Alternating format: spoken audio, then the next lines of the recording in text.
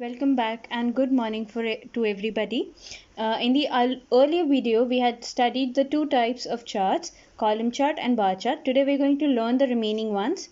So, the ones that we're going to learn today are the first one is line chart, which looks something like this. What we basically do is हमारे पास यहाँ again category data होता है, यहाँ पे value data होता है and किस particular इंसान का किस रिगार्ड में वो डेटा है वो हम पॉइंट्स मार्क करते हैं देन उसे ज्वाइन कर देते हैं लाइन से। इस तरीके से हमारे लिए कंपैरिजन थोड़ा सा आसान हो जाता है क्योंकि हम ट्रेंड देख पाते हैं। ट्रेंड इन द सेंस कि कैसे ऊपर जा रहा है या नीचे आ रहा है या किधर बेंड हो रही है लाइन, वो इजी होता है। So line charts are best suitable for viewing data of a longer interval of time. मतलब अगर मुझे लंबे इंटरवल ऑफ टाइम के लिए जैसे 4-5 साल का डेटा एक साथ कंसिडर करना है तो इस तरीके से ट्रेंड देखने के लिए कि जैसे कंजम्पशन ऑफ टी है तो कंजम्पशन ऑफ टी पिछले 5 सालों में ऊपर गया नीचे आया, क्या ट्रेंड था, किस तरीके से उसकी सेल हुई या कंजम्पशन हुआ, वो मुझे इस तरीके से देखने में आसानी होगी। अगर हम ब्लू लाइन को मान ले कंजम्पशन है और रेड लाइन को मान ले सेल है, ये वाली पार्ट आप अभी छोड़ दीजिए, बट अगर हाँ तो हमें ये दिखेगा कि सेल बढ़ा और फिर एकदम से कम हो गया। सिमिलरली कंजम्पशन भी धीरे धीरे बढ़ा फिर एकदम से कम हो गया। So this is easier to understand and compare when we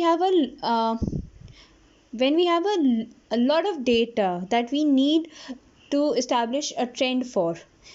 ऐसे ग्राफ्स में ट्रेंड इस्टेब्लिश करना थोड़ा सा ट्रिकी होता है या फिर इतना ईजीली समझ में नहीं आता है। So line charts are the most used for viewing data trends. Next is a pie chart. Very easily you can understand a pie chart. This basically shows कि ये जो भी जैसे यहाँ पर अगर हम मार्क्स कंसिडर कर रहे हैं तो ऑरेंज सबसे बड़ा सेक्टर, जो सबसे बड़ा सेक्टर जिसने होल्ड किया हुआ है वो है ग्रे वाला, विच इज़ सुनीता अग्रवाल। तो अगर ये सारे बच्चों के कंप्यूटर मार्क्स मिला के देखे जाएँ तो सबसे ज़्यादा जिस बड़ा सेक्टर सुनीता अग्रवाल का, यानी कि इसके सबसे ज़्यादा मार्क्स हैं, इसने सबसे ज़्यादा एरिया कंज्यूम किया हुआ है। तो अलग अलग सेक्टर्स में जब मैं डेटा डिवाइड करके उसे कंपेयर कर रही हूँ इन प्रोपोर्शन कि बाकी सबके कंपेरिजन में, टोटल के कंपेरिजन में ये कितना है, तो हम पाई चार्ट्स यूज़ करते हैं। It looks like a pie और a pizza, hence the name pie chart. Then comes area charts. Degree of change क्या है over the period of years और पीरियड ऑफ टाइम, ये रिप्रेजेंट करने के लिए हम लोग यूजुअली एरिया चार्ट्स को यूज़ करते हैं। टोटल वैल्यू क्या थी और उसमें चेंज कैसे आया, जैसे इस वाले पार्ट में देखा जाए तो यहाँ पे जिस भी चीज़ को हम कंपेयर कर रहे हैं वो वैल्यू यहाँ पे सबसे ज़्यादा थी, over the period of time वो कम होती गई। तो वो जो एरिया अक्वायर्ड था बाय दैट वैल्यू वो अगर कम हो रहा है तो हम समझ जाएंगे कि डिग्री ऑफ चेंज, अच्छा डिग्री ऑफ चेंज मतलब कि किस रेट से कम या ज़्यादा हुआ है। हम ये देख रहे हैं कि बहुत स्लोली क्योंकि लाइन स्लाइटली स्लांटेड है, अगर वो सेम होती तो कोई चेंज नहीं आया। एकदम से नीचे होती, एकदम शार्प लाइन नीचे होती, स्लांट एकदम बिल्कुल नीचे की तरफ, जैसे यहाँ से बिल्कुल यहाँ तक, तो हम समझ जाते कि बहुत ज़्यादा हाई चेंज आया है। बट हम समझ रहे हैं कि जो चेंज आया है वो धीरे धीरे आया है क्योंकि ये जो लाइन है वो बहुत ज़्यादा स्लांटेड नहीं है।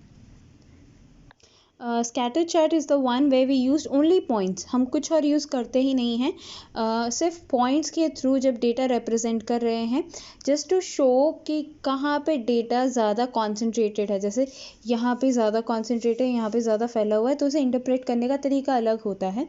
तो इन सब का इंटरप्रिटेशन क्या है और किस तरीके से हम इसे यूज़ कर रहे हैं वो थोड़ा सा ट्रिकी होता है। So this is something that you might not use today, but in the higher classes you will learn about this. But just understanding के हिसाब से हम जब पॉइंट्स का इस्तेमाल ही कर रहे होते हैं तो हम उसे स्कैटर चार्ट कहते हैं। अब इसमें और बाकी चार्ट्स में अंतर यह है कि यहाँ इसमें दोनों साइड पे एक्स और वाई एक्सिस दोनों पे ही वैल्यूज़ होती हैं, कैटेगरीज दोनों साइड नहीं हैं। हमारे पास पुराने चार्ट्स में नीचे की तरफ कैटेगरीज लिखी हुई थी लाइक दिस, जैसे नीचे ये कैटेगरी इन्होंने लिखी हुई है। तो सी यहाँ इन्होंने कैटेगरीज मेंशन किए कि यहाँ पे अतुल कुमार की क्या मार्क्स हैं, यहाँ पे क्या मार्क्स हैं, तो ये कैटेगरीज हैं. But here you can not see, यहाँ पे मतलब सिर्फ पॉइंट्स रिप्रेजेंट किया है कि कौन सा किसका है. But if you see the X axis, there the values, the names are not given, the values numbers are given. This one right here is a surface chart and यहाँ पे एक कंटिन्यूस सीरीज ऑफ डेटा है कि 0 से 10, 10 to 20 इस तरीके से data mention किया हुआ है. Using a plane surface they tried to represent the data, hence the name surface chart. इसके अलावा और भी आपके पास नेम्स गिवन हैं कि बबल चार्ट होता है, रेडार चार्ट होता है, सरफेस चार्ट होता है. ये यूजुअली आपको नहीं मिलेंगे इतना ईजिली एक्सेल में. But yes, these are certain types that you might find in some of the softwares. And another form is given as donut chart. A donut chart looks something like this. It is a type of pie chart. Pie chart की तरह ही होता है जहाँ पे हम sectors या एक sections को use करके उसे compare करें against the entire, the total, not other. मतलब इस सेक्शन को मैं टोटल के साथ भी कंपेयर कर सकती हूँ और बाकियों के साथ भी कंपेयर कर रही हूँ. बस इसमें फ़र्क यह है कि सेंटर में एक होल होता है. It looks like a doughnut, hence the name. तो ऐसा नहीं है कि हम इसे खाली छोड़ सकते हैं, मतलब इट इज़ अपॉन यू. अगर आप चाहते हैं तो इसे खाली छोड़ सकते हैं, या फिर एडिशनल डेटा कंपैरिजन के लिए आप सेंटर वाले पार्ट में एक और पाई चार्ट बना सकते हैं और उसके आसपास एक डोनट चार्ट हो सकता है. So these were the common types of charts that you can see and use. But honestly, the most common ones that you are really going to use in the practical day-to-day life is pie chart, column chart, line chart, and bar charts. Tomorrow in the next video, we're going to learn how to create and edit a chart.